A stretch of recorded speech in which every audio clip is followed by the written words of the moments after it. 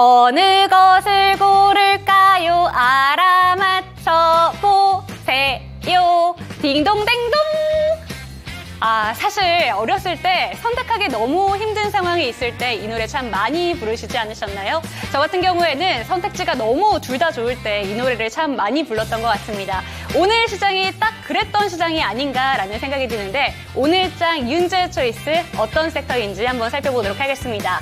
오늘 장 윤재의 초이스는 과연 반도체냐, 2차 전지냐 이렇게 한번 뽑아봤습니다. 이 두 가지 중에서 단 한 가지만 뽑기가 정말 어려웠습니다. 오늘 이 두 가지의 섹터가 인물들에 좀 반응을 했는데요. 사진으로 띄워드리겠습니다.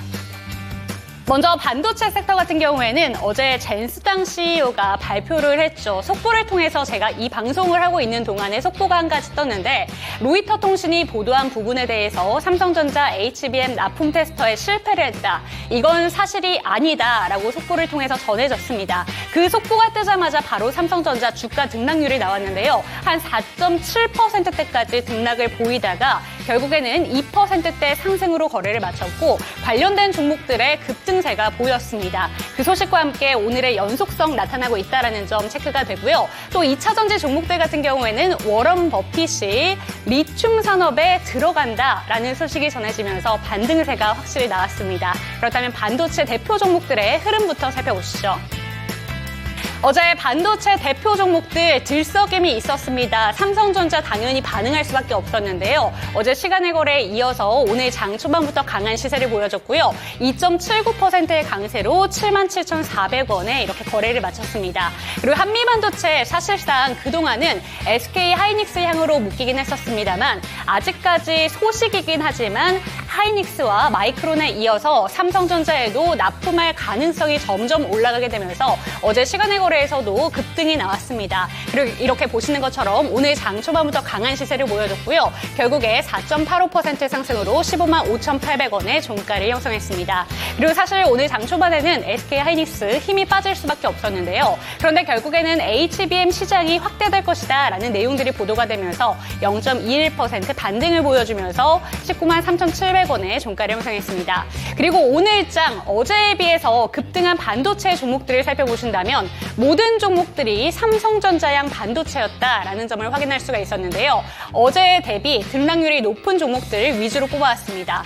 가장 상단에는 네오셈이 22%대 급등으로 거래를 마쳤고요. 11,280원에 그리고 PSK홀딩스, 어보반도체, 퀄리타스 반도체, 오킨스 전자까지 모든 종목들이 삼성전자향 반도체 종목이라는 점을 체크하시면 되겠습니다. 그렇다면 반도체 섹터 앞으로 다시 한번 힘이 실릴 것인가, 삼성전자도 반등을 시원하게 할 수 있을 것인가 이따가 여쭤보도록 하겠고요. 2차 전지 섹터도 함께 살펴보도록 하겠습니다. 기사를 위주로 한 가지 뽑아봤습니다. 어떤 이유인지 체크를 해보시도록 하죠. 일단은 어제 발표가 된 4월에 구인 건수를 확인을 했을 때 하락 추세를 확인할 수 있었습니다. 2차 전지 대표적인 성장 섹터인데 9월에 기준금리 인하 기대감이 커지게 되면서 성장 섹터인 2차 전지주에도 힘이 실릴 수밖에 없다라는 내용들이 나오고 있고요. 양극재 수출 상승이 결국에 영향을 끼치게 되면서 2차 전지 대표적인 종목들이 올라갈 수 있었습니다. 그리고 전기차 비중이 점점 확대가 되고 있다라는 내용들인데 유의해야 되는 부분은 K배터리의 점유율은 2.4% 오히려 소폭 하락했다 라는 내용들은 좀 유의를 하셔야겠고요. 하지만 글로벌 시장의 상승 추세를 봤을 때 2023년 4월 대비 확실히 늘어났다라는 점을 확인할 수 있기 때문에 2차 전지는 앞으로도 확실한 성장 섹터다라는 점은 확인을 해보시면 좋을 것 같습니다. 그럼 대표적인 종목들 확인을 해보도록 하겠습니다. 오늘 시가총액 상위 종목들 내에서 확실히 시원한 시세를 보여준 종목들은 에코프로 그룹주와 함께 LG에너지솔루션 그리고 삼성 SDI, 포스코홀딩스까지 일제히 강한 시세를 보여줬는데요. 저점을 찍고 나서 이제 반등세가 확실히 나타날 것인가 이런 부분들 궁금하실 것 같습니다. 이따가 여쭤보도록 하겠고요. 그리고 확실히 워런 버핏의 효과를 받아서 리튬 관련된 종목들도 급등세를 보였는데요. 주식 시세 체크해보도록 하겠습니다. 리튬 관련된 대표적인 종목으로 많은 종목들이 올랐는데 그중에서도 리튬 포어스가 7.32% 가장 강하게 반등하면서 4,690원에 종가를 형성했고요. 하이드로 리튬, 금양과 강원에너지, 코스모아까지 일제히 반등세 보여줬습니다. 오늘은 손 팀장님과 함께합니다. 손 팀장님과 함께 오늘의 윤재의 초이스 어떻게 바라보시는지 여쭤보도록 하겠고요. 손 팀장님의 초이스 그리고 실시간 종목 진단까지 도와드리도록 하겠습니다. 당신의 초이스 채널 고정!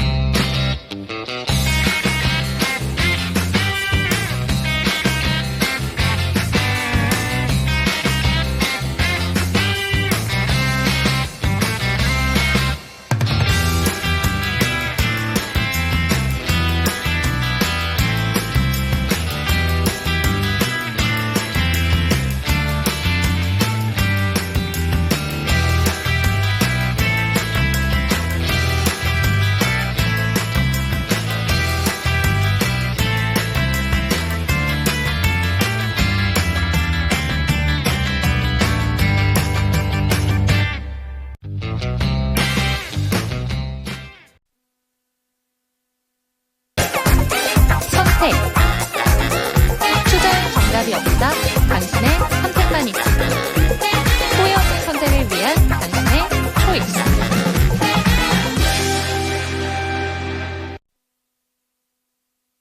네, 후회 없는 선택을 위한 당신의 초이스, 저는 이윤지입니다. 오늘 이 시간에는 퍼스트 프라임 리서치의 손여로 팀장과 이 시간 함께합니다. 팀장님 안녕하세요. 안녕하십니까. 네, 오늘은 주제가 이겁니다. 반도체냐, 2차 전지냐, 그것이 바로 문제로다. 어떻게 보실까요? 딱히 뭐 문제 없다라고 판단합니다. 아무리 고르기가 어려워도 우리 앵커님이 노래를 그렇게 불러주셨는데 절대 우리 시청자분들은 네. 척척 박사님 전략을 쓰시면 안 됩니다. 정확하게 업황을 파악하고 밸류에이션을 통해서 골라야 된다라고 좀 말씀을 드리고 싶고요. 네. 저는 단기적으로는 2차 전지를 고르고 중장기적으로는 반도체를 골라보도록 하겠습니다.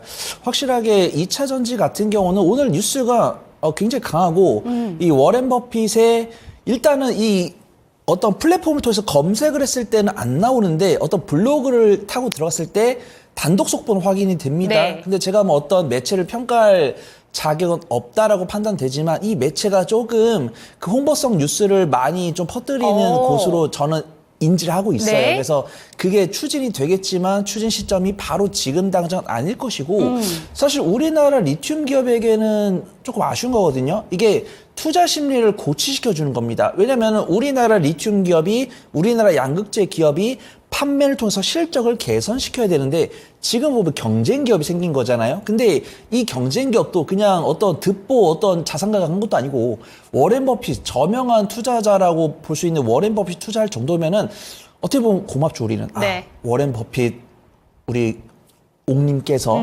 2차 전지 확실한 바닥을 잡아줬겠구나 해가지고 근데 제가 지금 바닥이라고 말씀드리기보다는 지금 보면은 2차 전지 수출 동향도 그다음에 이 Q랑 P를 또 앞에서 김종희 이사님께서 말씀해 주셨잖아요. 그래서 지금 보면 안타깝게도 P랑 Q가 어떤 기대감에 강한 상승 나왔다가 단기적인 차익실로 나오고 있습니다. 그래서 우리가 많은 분들께서 2분기랑 3분기 2차 전지 관련 종목들 실적이 개선이 될 것이다라는 많은 기대감을 갖고 계시는데 그 기대감이 저는 조금 깎이고 있어요. 네. 왜냐하면 올해 1분기 나왔을 때 이제 산자부에서 나오고 있는 수출 동향 봤을 때 이 퀄리티, 이제 퀀티티, 수출 양도 증가를 하고 있지만 네.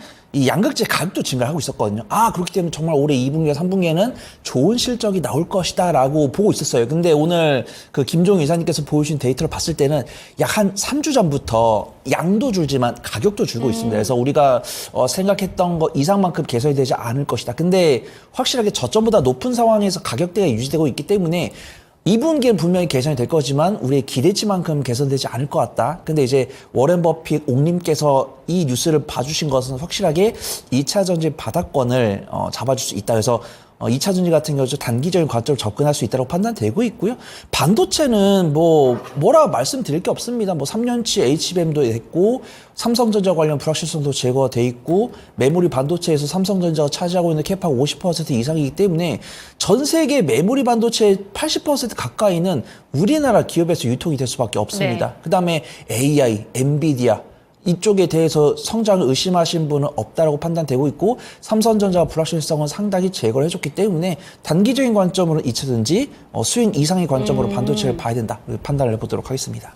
네, 오늘 두 가지 섹터 내에서는 단기적으로 접근을 해야 된다면 2차 전지 쪽을 손을 들어주셨고 조금 더 길게 본다면 반도체 쪽인데 오늘 제가 댓글을 쭉 한번 읽어보니까 또 4시에 한미반도체 IR 일정이 있더라고요. 그래서 추가적으로 속보가 뜬다면 바로 한번 제가 질문을 드릴 테니까 기대해 주셨으면 좋겠습니다. 그렇다면 이쯤에서 손 팀장님의 초이스는 어떤 종목 들고 오셨는지 두 가지 종목 체크해 보도록 하겠습니다. PNT, CIS 정말 핫한 종목 들고 오셨네요. 2차 전지 쪽으로 한번 가보도록 하겠습니다. 오늘 윤재 초이스는 일단은 반도체 2차 전지 다 들고 왔는데 그중에서 2차 전지 내에서 두 가지 종목을 한번 비교를 해보도록 하겠습니다. 워낙 잘 가고 있는 PNT가 있고요. CIS가 있는데 PNT 계속 가는 종목을 이제라도 잡아야 되는 건가라는 생각이 들기도 하고요. 그렇지 않다면 이제 다른 대체제를 한번 찾아볼까 이런 생각도 드는데 초이스 어떤 종목일까요? 네, 저는 CIS를 좀 태그를 해보도록 하고요. 확실하게 우리 이 토마토 진권통을 시청하신 시청자분들 중에서 네. 절반 이상이 나는 매매할 때 손절이 가능합니다라고 하시는 그 순간까지 저는 좀 보수적으로 안전하게 좀 수익을 청산할 수 있는 관점을 네. 보도록 보도록 하고요. 저는 참 그래요. 이 다음 주 시장 전망보다 어떻게 하면 우리 시청자분들에게 혼란을 줄까? 왜냐면은 저는 그렇습니다. 이 종목 두 개를 딱 골랐을 때, 야, 손 팀장이 정말 어려운 종목을 잘 골라왔다. 이런 이야기를 좀 듣고 싶고요. 네. 항상 저는 이 투표 결과를 봅니다. 투표 결과를 50대 50 나오는 그날까지 저는 제일 애매한 종목들로 골라드릴 거예요. 네. 그래서 물론 PNT도 장점이 있고 네. CIS도 장점이 있지만 저는 우리 시청자분들께서 안정적으로 수익을 가져갈 수 있는 입장에서 저는 CIS를 픽했다고 좀 말씀을 드리도록 하겠습니다. 근데 요새 이런 얘기를 되게 많이 하더라고요. 대장주가 계속 가고 못 가는 놈은 못 간다라는 이야기를 워낙 많이 하는데 2차 전지 장비단에서 요새 PNT의 화력이 워낙 대단하다 보니까 지금 댓글창에서도 PNT 아니냐 손들어 주시는 분이 많습니다. 그럼에도 불구하고 CIS를 봐야 되는 이유는 지금 가격적인 메리트가 확실히 있다라고 보시는 걸까요? 그렇죠. 어떤 시가총액이나 이미 재료가 소멸된 거, 그 다음에 제가 하나 조금 식은땀이 나고 있는 거는 네. PNT의 수급이 너무 좋아졌다는 거. 그래서 제가 늘 이제 3주째 말씀을 드리지만 선택을 못 받았다고 해서 안 좋은 게 아니에요. 네. 저는 좋은 종목을 갖고 오는데 그 중에서 부담 없이 수익을 가져갈 수 있는 종목을 골라드리는 겁니다. 그래서 PNT 같은 경우도 분명히 14시까지는 외국인과 기관의 매도세가 나왔었는데 막판에 외국인과 기관의 수급이 들어온 것 같아요. 그래서 제가 투자 포인트 중에서 하나는 좀 잘못했다. 그래서 말씀을 드리고 싶고요. 그래도 이미 바닥 대비해서 거의 40%, 50% 올라온 종목을 감히 좀 추천드리기는 어렵다라고 판단되고 있고요. 만약 지금이 2차 전지가 바닥이다라고 한다면 CIS도 좀 충분히 좀 올라갈 수 있지 않을까 그런 판단을 하고 있습니다. 2차 전지가 바닥이라면 이제 다음 타자가 CIS가 될 수도 있다라는 이야기인데 아까 전에 얘기를 해주실 때 2차 전지 바닥론에 대해서 확신하긴 어렵다. 장기적으로 보기보다는 단기적으로 봐야 된다라고 얘기를 해주셨잖아요. 그런데 혹시라도 바닥이 더 남아 있다면 CIS를 지금 접근하는 게 조금은 무리가 될 수 있지 않을까라는 생각이 드는데 CIS라는 종목을 봤을 때 매력 포인트가 분명히 있을 것 같아요. 그렇죠. 저는 실적 안정성에 맞췄습니다. 네. 그래서 저는 이제 우리 토마토 진권통 애청자분들은 아세요. 제가 2차 전지를 언제 어떻게 말씀드렸냐면 올해 1월이랑 2월은 지금이 바닥일 가능성이 33%다라고 네. 말씀을 드렸고요. 그 다음에 4월 중순이랑 5월 초까지는 바닥일 가능성이 66%다라고 말씀을 드렸습니다. 그 다음에 지금 입장에서는 75%다라고 말씀을 드리고 있고요. 2분기 실적까지 1분기 실적 대비해서 개선하는 모습을 보여준다고 네. 한다면 4개분기 연속 실적 개선세를 보여준다 한다면 그때는 제가 2차전지가 바닥일 가능성이 90%다. 그렇게 좀 말씀을 드릴 겁니다. 그래서 PNT랑 CIS를 비교를 해드리면은 기술력은 PNT가 대단합니다. 네. 그 다음에 전방 기업이 LG 에너지 솔루션이기 때문에 실적 퍼포먼스가 대단해요. 근데 이제 업종이 비슷합니다. 전극 공정 관련해서. 그래서 전극 공정 했을 때 당연히 1등이 PNT이고요. 2등이 CIS입니다. 그 다음에 PNT가 이 LG 에너지 솔루션에 대한 매출 비중이 상당하기 때문에 실적 퍼포먼스가 있을 거예요. 근데 우리가 투자를 할 때 과연 딱 이 수준까지 테슬라가 이 전극 공정을 할 때 국내 기업을 이용을 하겠다. 여기까지 나왔으면 PNT를 공략을 해야죠. 근데 이미 LG 엔솔과의 6조가 나왔고 네. 그 6조를 전극 공정 장비를 PNT가 수주할 거다. 뉴스까지 나왔습니다. 네. 그러면 단기 재료 소멸이고 바닥 대비 40% 올라왔기 때문에 매매 관점으로 봐야 되는 거예요. 근데 여기서 제가 하나 석고대죄를 해야 될 거는 분명히 오후장까지는 PNT가 외국인과 기관의 수급이 네. 빠져나가고 있었단 네, 말이에요. 네. 근데 오후장에 PNT가 이제 정산 수급을 봤을 때는 외국인과 기관의 쌍끌 순매수로 전환이 됐기 때문에 네. 제가 틀린 건 그거 하나다. 근데 만약에 지금 우리 채팅창에 저는 손절 가능합니다. 손 팀장님 믿고 손절할 수 있어요. 라고 하신 분은 PNT를 말씀드리고 저는 손절 못해요. 근데 2분기 실적 개선이 될 거다라는 확신도 없어요. 네. 근데 2차 전지를 투자를 하고 싶어요. 라고 하신다고 한다면 CIS를 권해드린 거죠. 이 CIS 같은 경우 동일하게 전극 공정 관련해서 실적을 보여주고 있는데 3대 이제 배터리 셀 모든 수주를 하고 있습니다. 그중에 삼성 SD가 조금 비중이 높아요.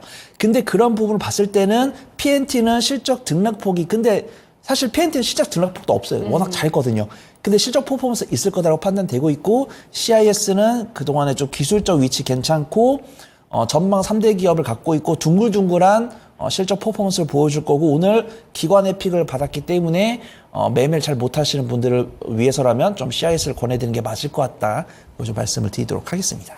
네, 대응을 잘할 수 있고 손절가 잘 지킬 수 있다라고 한다면 지금이라도 PNT 들어가는 거 괜찮다라고 보시지만 지금 채팅창에서도 많은 이야기가 나오는 게 PNT는 너무 올랐다 이 의견에 동의를 하시는 것 같습니다. 그리고 한 가지 좀 살펴볼 점은 수급적인 부분에서 아직도 여전히 매력적인 종목은 PNT라는 점, 그 점 참고하셔야 될 것 같고요. 전극 공정에서 1, 2등 기업이기 때문에 CIS가 다음 타자가 될 수 있다라고 얘기를 해주셨는데 고고씨님께서 질문 한 가지를 주셨습니다.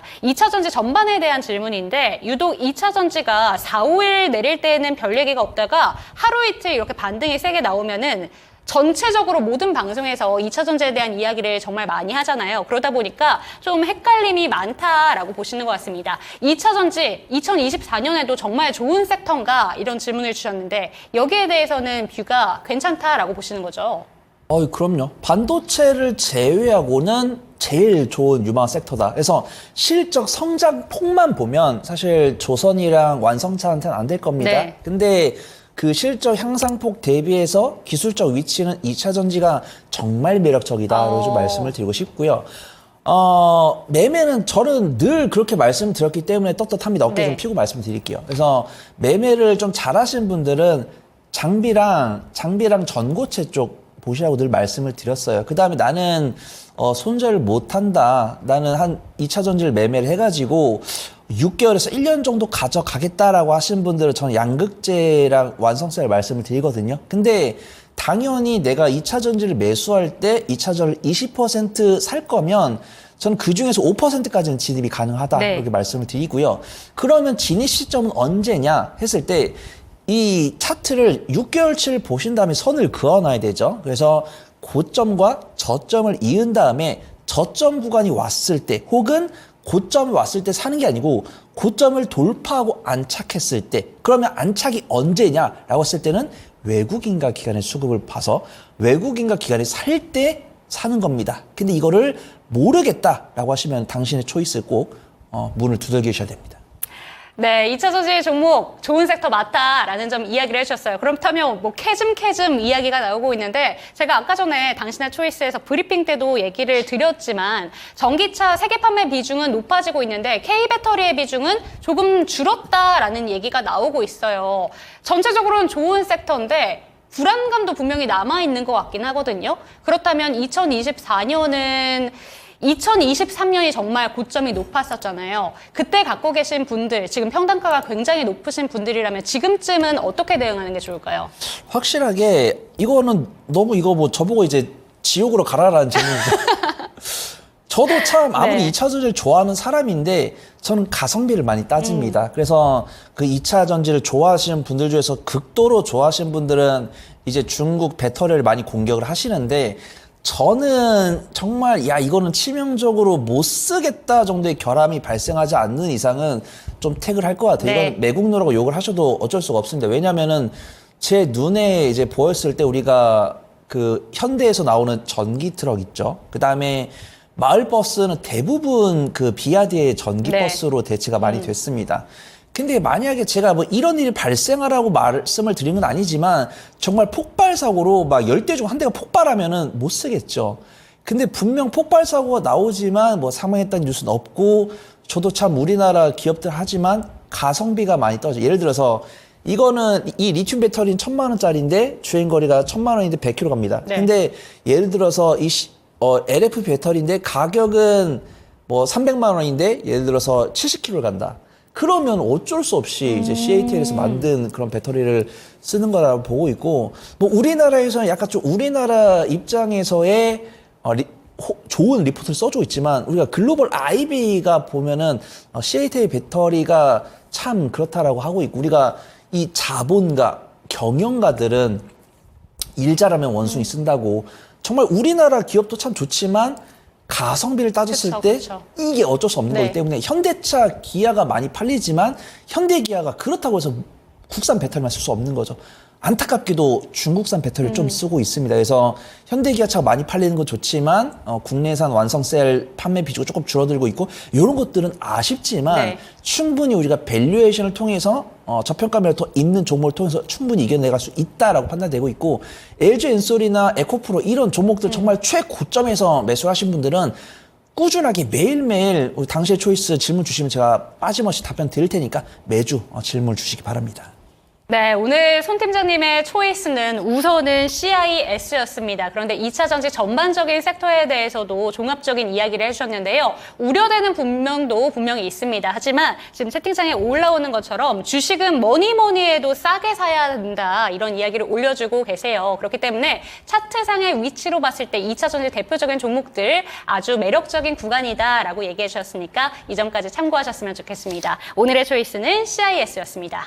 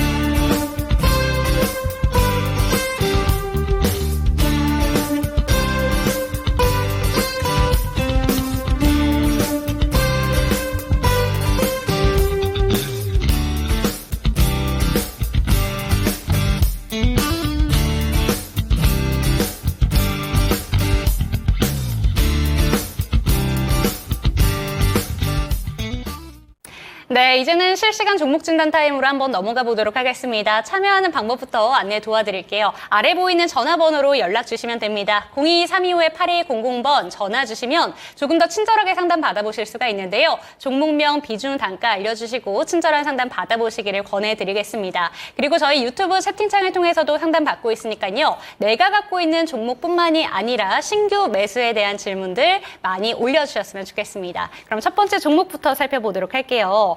첫 번째 종목은 유튜브에서 김한등님의 종목입니다. 시스템 반도체 종목이네요. SFA 반도체 살펴보도록 하겠습니다. 5,850원, 비중은 20%, 계속 올라가는 모습이길래 5월에 매수를 했는데 그 이후로 쭉쭉 떨어지네요. 오늘 소폭 상승을 했지만 향후 전망이 궁금합니다라고 얘기를 해주셨습니다. 비중이 20%라고 하시고 그리고 5,850원이면 지금 약간의 차이가 있는 구간이에요. 지금 거의 저점 부근인 것 같다라고 생각하셔서 사신 것 같은데 어떻게 대응하면 좋을까요? 참 그렇습니다. 저도 SFA 반도체 상당히 좋아했었거든요. 근데 이 SFA 반도체 하면은 삼성전자 밸류체인입니다. 소재지도 천안에 있어요. 딱입니다.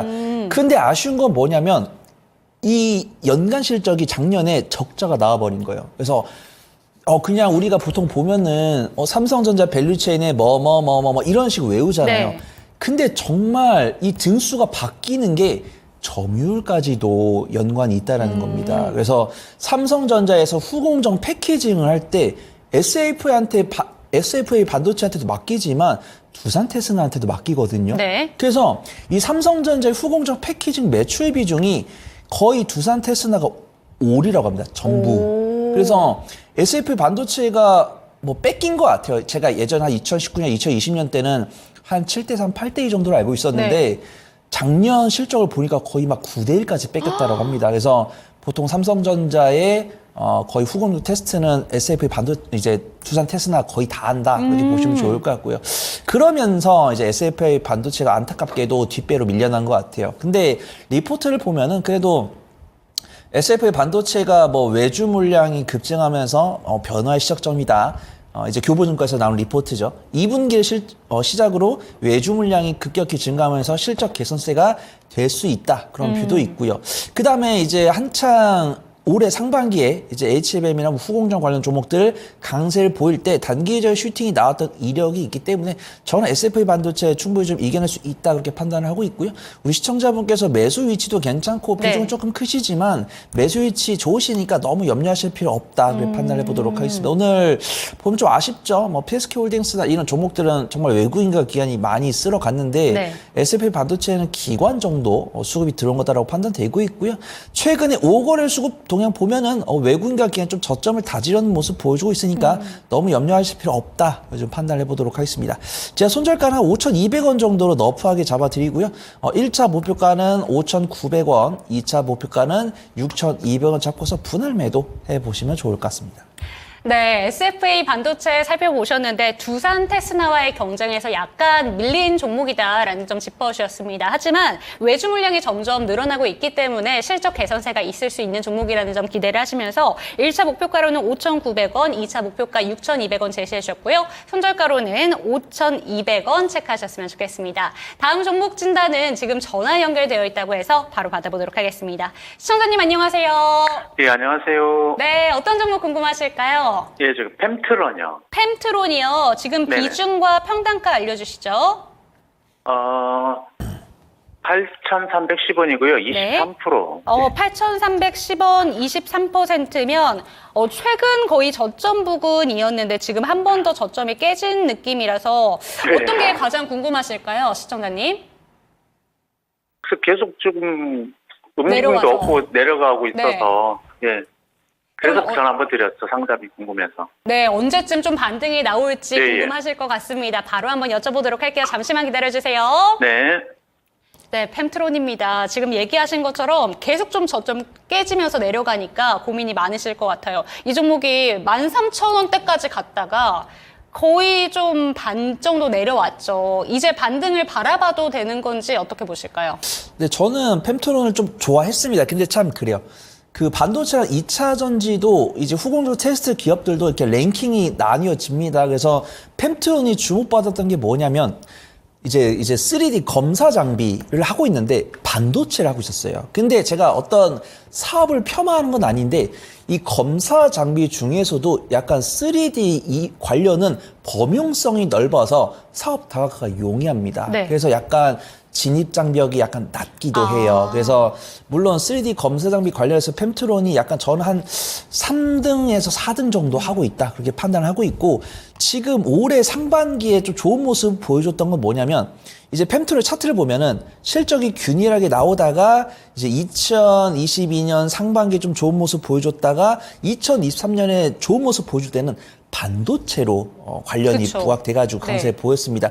근데 안타깝게도 우리가 이 반도체 기업이라고 해서 뭐 삼성전자나 SK하이닉스나 뭐 LG 에너지 솔루션에 납품을 한다고 했을 때 1등과 2등 기업은 실적이 잘 나오거든요. 근데 우리가 뭐 원익아이패스나 뭐 에로티베큐, 뭐 STI 이런 종목들 보면은 1분기에 어닝 쇼크가 나온 거예요. 그래서 그 종목이 왜 어닝 쇼크가 나왔냐라고 했을 때는 매출 비중이 정말 1등에 비해서 조금 떨어졌기 때문에 그래서 펜트론 같은 경우도 주기적으로 리포트가 나오고 있지만 안타깝게도 뭐 피스케홀딩스나 뭐 리노공업이나 이 정도 티어는 아닌 거죠. 그 아랫단에 있는 티어인데 그래도 반도체랑 2차전지 동반 이 교집합을 갖고 있는 종목들 중에서 기술력을 갖고 있어서 이 상위 티어를 위협할 수 있는 종목이 뭐냐라고 했을 때는 펜트론이다라고 종종 언급이 되는 네. 부분이고요. 수급이 이 펜트론이 투자자분들 사이에서 언제 인식이 되냐 그게 중요할 것 같습니다.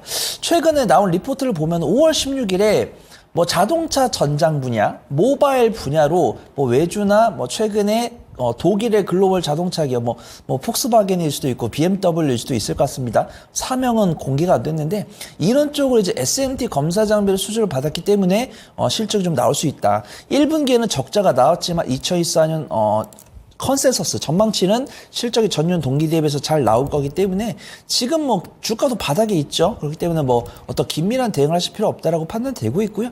기관 투자가들은 빠져나가고 있지만 외국인 투자가들은 매수를 보여주고 있기 때문에 너무 염려하실 필요 없다. 좀 판단을 해보도록 하겠습니다. 매수가 괜찮고 비중 살짝 크시지만 매수가 괜찮으시니까 너무 염려하실 필요 없으실 것 같아요. 자, 손절가는 제가 손절가 6,600원 잡아드릴게요. 손절가 6,600원 잡아드리고 1차 목표가는 8,500원, 2차 목표가는 한 10,000원 정도 잡고서 좀 수익 관점을 지켜보시면 좋을 것 같습니다. 네, 지금 진입장벽이 있는 산업군에 좀 속하긴 합니다만 외국인의 매수세가 일단 올라가고 있는 종목이고요. 8,500원 그리고 2차 목표가는 10,000원까지 제시해 주셨습니다. 일단은 손절가 잘 지켜보시면 좋을 것 같은데 6,600원 이탈하지 않으면 그대로 홀딩 관점 얘기를 해주셨습니다. 도움되셨을까요? 예, 아주 좋습니다. 감사합니다. 네, 추가적으로 궁금하신 점 있으시거나 다른 종목 궁금하시면 또 한 번 연락 주세요. 예, 알겠습니다. 네, 이번에는 저희 전화 상담을 통해서 펜트론에 대한 이야기까지 들어봤습니다. 지금 채팅창에서는 한미 이야기가 왜 안 나올까요? 라는 얘기가 올라오고 있는데 저도 지금 진단이 되는 동안에 혹시라도 IR 관련해서 이슈가 뜰까 봐 계속 체크를 하고 있으니까요. 혹시라도 궁금하신 점 있으시면 언제든지 질문 남겨주시면 좋을 것 같습니다. 다음 종목도 살펴보도록 하겠습니다. 이번에는 유튜브에서 한여름님의 종목입니다. 동국홀딩스고요. 14,800원, 비중은 10%입니다. 매수한 지 1년이 다 돼가신데요. 추가 매수를 해서 손실을 좀 줄이고 싶다라고 얘기를 하시는데 진단 부탁드립니다. 이에 대해서 어떻게 바라보시는지 일단 궁금합니다. 동국홀딩스 같은 경우에도 올해 초에 11,000원대까지 갔다가 지금은 아예 거래량도 그렇고요. 관심 자체가 좀 집중이 되고 있지 않는 종목인 것 같다라는 생각이 드는데 비중은 우선 10%입니다. 조금 더 늘려봐도 괜찮을까요? 저는 권해드릴 수 없을 것 같습니다. 네. 그래서 보면은 이제 동국홀딩스가 철강 스크랩을 하고 있고 그 다음에 이제 자회사의 동국제강이 있기 때문에 철강 기업이다라고 보시면 좋을 것 같아요. 근데 제가 짧게 보니까 요즘 뭐 동국 SNC 이런 종목들이 이제 해상풍력 관련 종목이잖아요. 네. 근데 그 동국 SNC가 포항에 있어가지고 관련 종목으로 분류가 되더라고요. 그래서 지분 관계가 있는지 봤는데 아쉽게도 그 동국 SNC의 최대 주주는 이제 동국산업이고 그다음 동국산업의 최대 주주는 김모 씨고 네. 지금 동국홀딩스를 보니까 최대 주주가 장모 씨고 그다음에 동국홀딩스의 자회사로 이제 동국제강이 있다 보니까 네. 이름이 동국이니까 관련수가 있지 않을까라고 판단되는데 지분 관계가 연관이 없는 것 같아요. 네. 그래서 안타깝게도 동국홀딩스 같은 경우는 철강이기 때문에 이 포항 이 영일만 관련으로 모멘텀을 얻으면 굉장히 좋은 모습 보여줄 텐데 일단 그래도 오늘 뭐 하이스틸이나 하이스틸, 신스틸 휴스틸이나 이제 피팅 밸브 쪽 갔잖아요. 네. 그게 이제 이 영일만에다가 시추하려면은 이제 철강이 들어가잖아요. 설비를 구축을 해야 되니까. 그래서 이제 그런 종목들이 좀 움직인 거다라고 판단되고 있고 지금 제가 장막판에 보니까 이제 고려 제강까지도, 그래서 우리가 보통 보면은 이제 뭐 휴스틸이나 하이스틸 이런 종목들이 1등이고 네. 그다음 금강, 철강, 뭐 고려 제강 이쪽이고 동국 제강이 보통 이제 3등과 4등입니다. 그래서 동국 제강이 정말 강세를 보여주면은 이 동국 제강이 보유한 지분 가치를 인정받을 수 있는 동국홀딩스가 갈 수 있을 것 같아요. 네. 근데 동국제가 안타깝게도 오늘 음봉이 나왔네요. 그래서 정말 그 대장급까지도 시세가 온 것 같진 않다. 근데 동국홀딩스를 이제 뭐 지주사이기 때문에 너무 염려하실 필요 없다라고 판단돼요. 근데 지금 보면은 2월 초에 강세를 보여줬던 게 약간 지배구조 변화? 네. 지배구조 변화가 있었던 것 같아요. 뭐 이제 경영인을 뭐 은행사에서 이렇게 모시고 온다든가. 그래서 일단은 제가 상승 포인트 하나는 철강 모멘텀 하나. 네. 그 다음에 두 번째로는 약간 경영권 이 두 가지가 있는데 이 경영권 내부 정보이기 때문에 저는 확실히 모르겠다라고 네. 좀 말씀드리고 싶고 철강 관련 모멘텀이 떴을 때 좀 청산이 가능하지 않을까 그렇게 판단해 보도록 하겠습니다.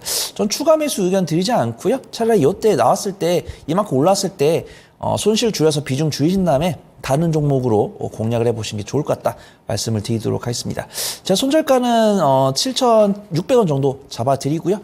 1차 목표가는 1,500원, 2차 목표가는 13,000원 잡고서 손실 줄여 빠져나오신 다음에 성장성 있는 종목으로 갈아타시기를 권해드리도록 하겠습니다.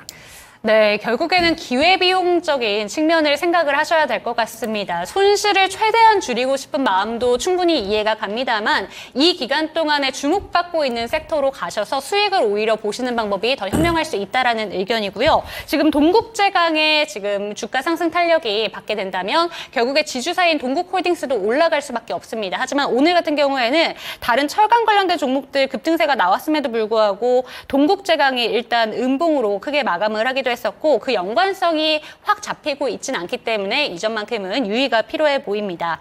지금 채팅창을 한번 쭉 살펴보면요.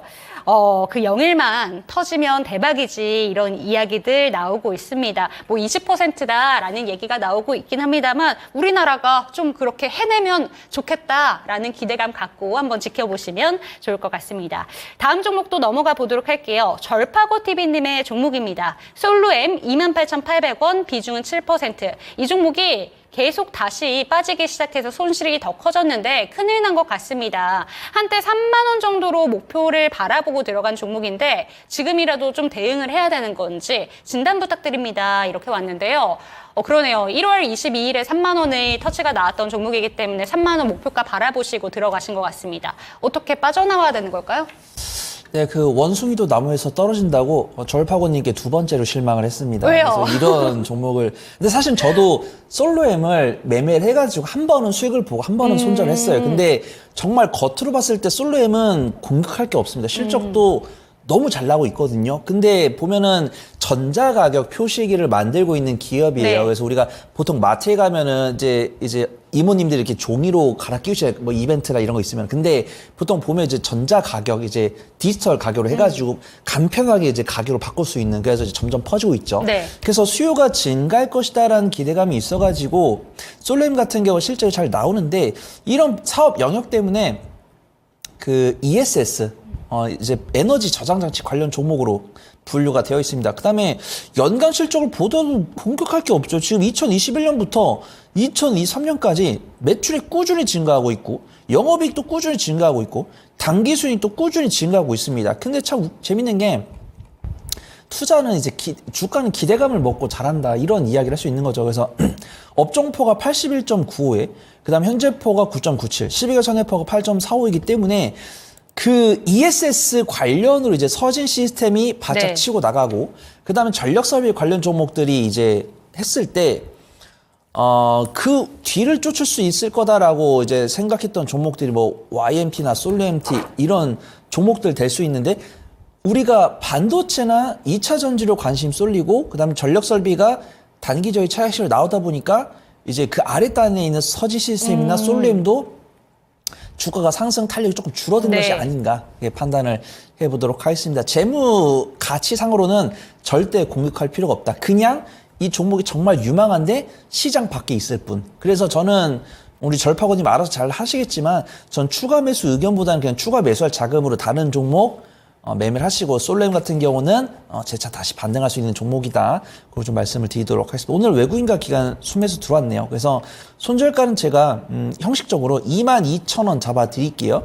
22,000원 잡아드리고 1차 목표가는 27,500원, 2차 목표가는 35,500원 잡고서 만약에 사실 대안주가 너무 많습니다. 네. 솔로엠 관심 종목에 지우셔도 돼요. 근데 내가 솔로엠을 굳이 매매를 또 하겠다. 손 팀장 말 안 듣고 또 하겠다라고 하시면은 나중에 25,000 아래 혹은 이제 2차전지 업황이 정말 불티나게 회복했을 때는 3만 원 위에서 안착하는 거 보고 신규 접근 가능하시다.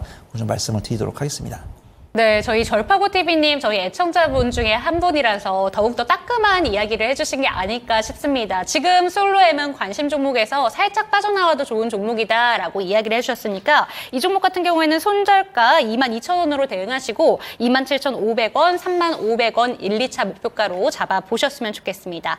다음 종목을 한번 봐보면요. 이번에는 조조하리님의 종목입니다. 에로티 백큐ම් 22,100원 15%. 오늘은 추가 매수 문의가 굉장히 많이 올라오네요. 이 종목도 추가 매수가 가능한 종목인지 진단 부탁드립니다. 이렇게 왔습니다. 오늘 최저점이 나왔어요. 16,770원까지 내려갔고 이게 5월 16일에 뚝 떨어졌거든요. 추가 매수를 해야 되는 종목일까요? 근데 지금 비중이 그렇게 적지도 않으셔서 좀 신중하게 대응을 하셔야 될 것 같은데 어떻게 보실까요? 네, 뭐 신중하게 대응한다고 한다면 좀 안전하게 빠져나올 수 있다라고 판단하고 있고요. 참 실적 앞에 장사 없다 이런 말이 떠오르고 우리가 왜 분산 투자를 해야 되고 왜 분할 매수를 해야 되고 비중 투자를 해야 되는지가 나옵니다. 우리가 어떤 업황이나 이런 것들은 체크를 할 수가 있지만 실적은 우리가 그 IR팀 공장을 방문해가지고 이 제품이 어떻게 납품이 되고 있는지 수주 잔고가 얼마가 있는지 이런 것들을 파악할 수가 없기 때문에 정말 체계적 위험이라고 네. 하죠. 이런 것들은 내부 정보는 체계적 위험입니다. 체계적 위험 때문에 우리가 분산 투자를 해야 되는 거예요. 보면은 에로티베큐에서 만들고 있는 게 진공 펌프죠. 근데 이 진공 펌프는 반도체처럼 청정하게 유지를 해야 되는 공정, 반도체나 2차전지 공정에서는 필수입니다. 근데 이 장비 중에서 AS 부품까지 딸려가는 것들은 괜찮은데 진공 펌프 같은 경우는 아직은 AS 소요가 발생을 하지 않고 있기 때문에 수주가 안 나오면 실적이 안 나옵니다. 그래서 우리가 보통 장비 교체 주기가 돌아오거나 신규 공장 증설에 됐을 때 실적이 잘 나오지 우리가 보통 이런 첨단 공정은 이제 막 시작이 됐기 때문에 AS 수요가 안 나왔다고 네. 판단해요. 에로티베큐움이 주가가 상승했던 이유는 이 삼성전자가 HBM에서 우리가 콜 테스트를 이렇게 지연될 줄 몰랐다는 거죠. 전 실패라는 단어 안 쓰겠습니다. 실패가 아니라는 거를 전순환 CEO가 이야기했기 때문에 지연이라고 할게요.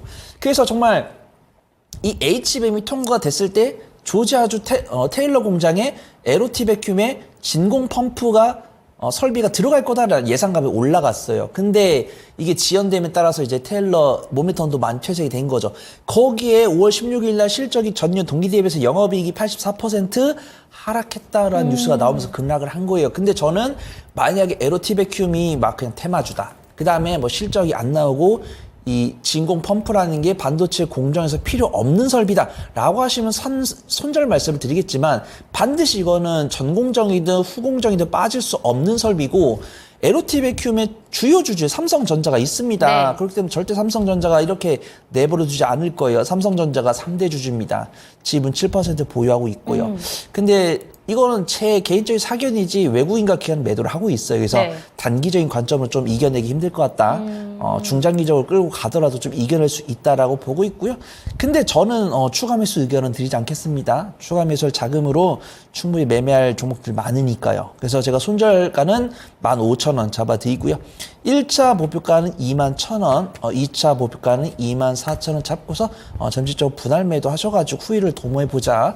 그렇게 좀 말씀을 드리도록 하겠습니다. 네, 에로티 백큐움에 대해서는 지금의 주가 하락세는 결국에 실적에 영향을 받는다라는 점을 이야기를 하셨습니다. 지금 채팅창에서도 실적 나왔을 때 조금 대응을 기민하게 하셨으면 좋았을 걸 이런 아쉬움 이야기가 나오고 있고요. 이 종목에 대해서는 21,000원 목표가 우선 제시해 주셨으니까 그때쯤에 다시 한번 대응 방법 찾아보셨으면 좋겠습니다.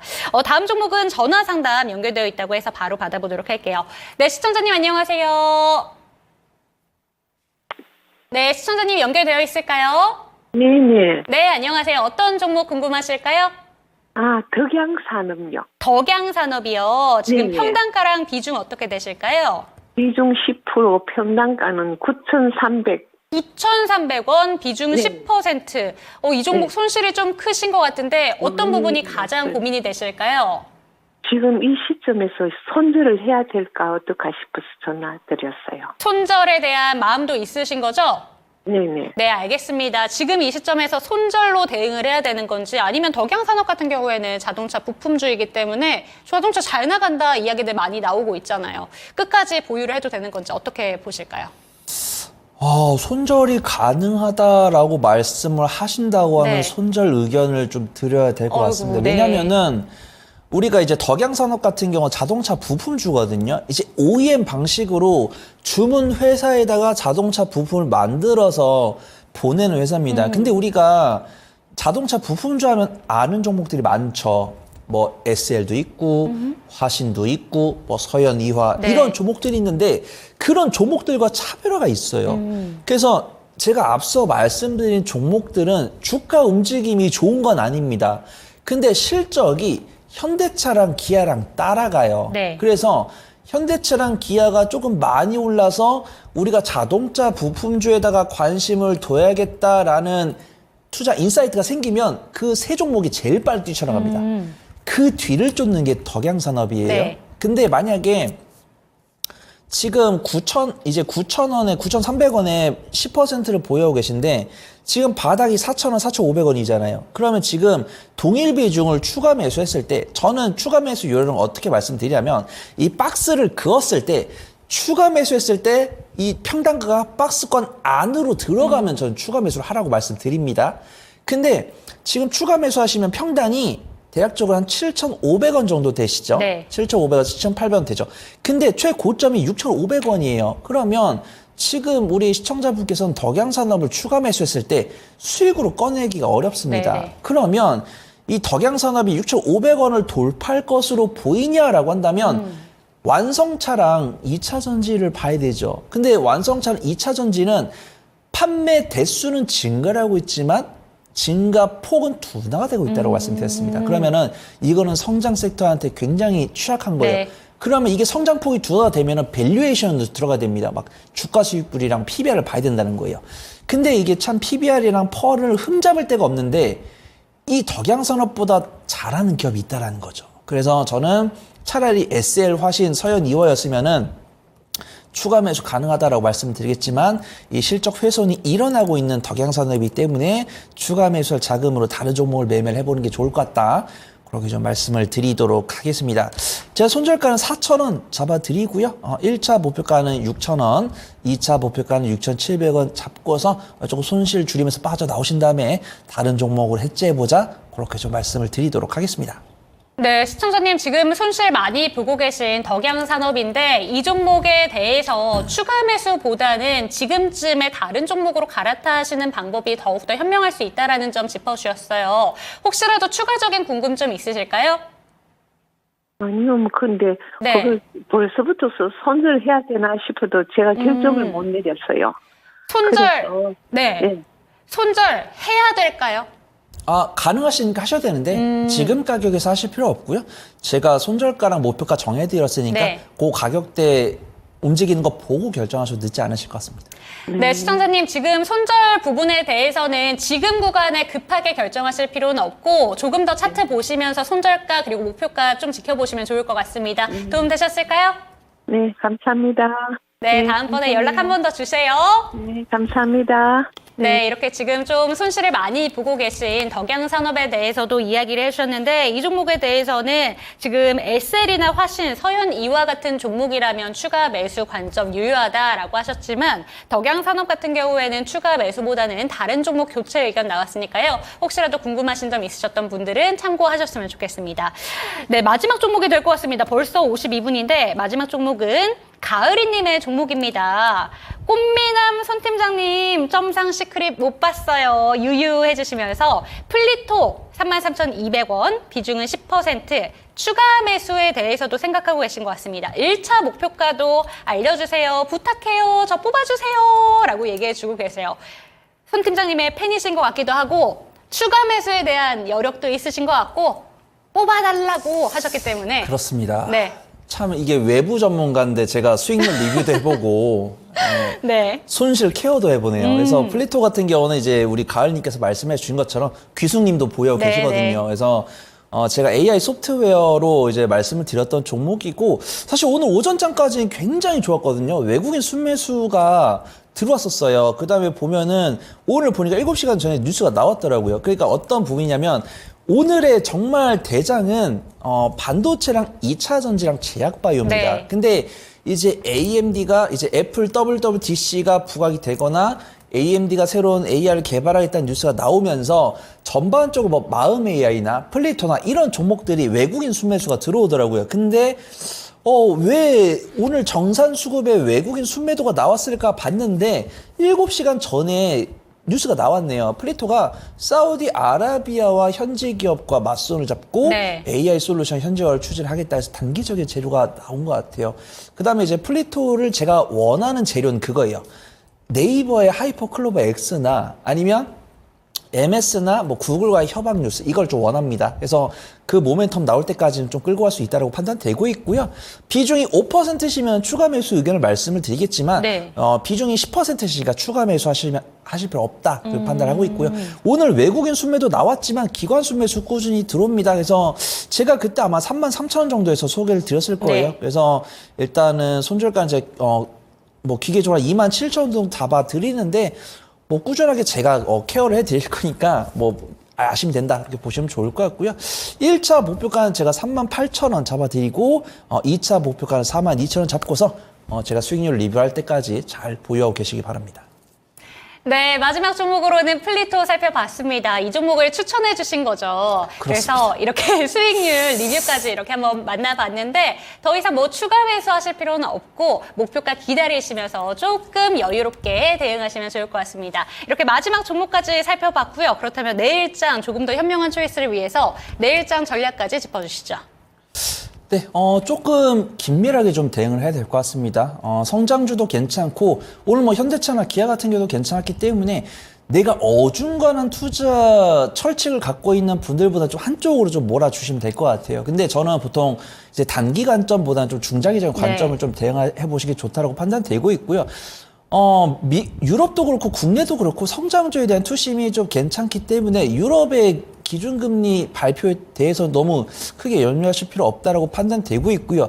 이 기세를 몰아서 다음 주 FOMC랑 CPI에서 우리가 좀 원하는 바가 나온다고 했을 때는 우리가 조금 더 마음 편하게 투자할 수 있는 상황이 나오지 않을까 그렇게 판단되고 있는데 저는 제가 이렇게 긍정적인 생각할 때 조금 무섭거든요. 좀 틀리더라고요. 제가 상방에 베팅하면 하방에 베팅하면은 네. 맞던데 네. 상방에 베팅하면 틀립니다. 그래서 이렇게 제가 행복 회로를 돌리는 게 조금 무섭긴 한데 지금 보면은 경제 지표도 안 좋게 나오고 있고 그렇기 때문에 기준금리 인하 기대감이 있을 건데 그런 기대감을 다음 주 FOMC랑 CPI가 조금 현실화 시켜줬으면 좋겠다. 그 좀 보고 있습니다. 그래서 제가 섹터를 나눠드리면 일단 원자재랑 전력 설비랑 전선이랑 화장품 이쪽은 이제 단기 관점으로 시세가 나왔으니까 단기 관점으로 보시는 게 좋을 것 같고요. 네. 2차 전지 중에서도 리튬이랑 양극재, 전구체, 전액은 이제 단기 관점으로 제약바이오도 재료 공개되면서 슈팅이 나온 건 이제 단기적으로 대응해 보시는 게 좋을 것 같아요. 그 다음에 수익 관점으로 보는 거는 이제 반도체랑 2차 전지 쪽에서는 장비 쪽, 그 다음에 카지노랑 항공은 언급이 안 되고 있죠. 근데 외국인과 기관의 수급이 들어오고 있고 실적이 잘 나오고 있습니다. 유심히 지켜보시면 좋을 것 같고요. 그 다음에 AI 소프트웨어 같은 경우도 폴라리스 오피스나 이스트 소프트가 기간 조정을 충분히 거치고 있고 개인의 손절 물량을 외국인과 기관이 받고 있어요. 이것도 제가 당분간 좀 소개를 드릴 수 있지 않을까 그렇게 판단하고 있고 제약바이오는 아직 재료가 안 나온 섹터들. 네. 그래서 면역항암제나 비만 당뇨 치료제 중에서 저는 뭐 종근당이나 뭐 한미약품 이렇게 네. 유심히 보고 있습니다. 그다음에 저피별 관련해서는 뭐 현대차나 기아, 그다음에 금융주들 유심히 지켜보시면 좋지 않을까 판단해 보도록 하겠습니다. 네, 이렇게 스윙 관점에서 접근할 섹터까지 꼼꼼하게 짚어주셨습니다. 이 내용들도 꼼꼼히 체크를 해보셨으면 좋겠고, 금리나 기대감 다시 한번 시장에 불고 있습니다. 이 기대감을 가지고 배드 이즈 배즈가 아니라 배드 이즈 굿 사인으로 받아들이면서 시장이 확실하게 반등세를 보여주기를 금요일장 기대를 해보도록 하겠습니다. 내일 쉰다고 지금 채팅창에 올라오고 있어요. 그래서 내일은 하루 동안 주식에 대한 생각도 약간은 접으시고 좀 푹 쉬시고 금요일장 당신의 초이스에서 뵀으면 좋겠습니다. 종목에 대한 상승과 하락은 보장하지 않는다는 점 반드시 기억해주고 저희 금요일장 다시 한번 만나기를 기도하도록 하겠습니다. 시청해주신 여러분 감사합니다.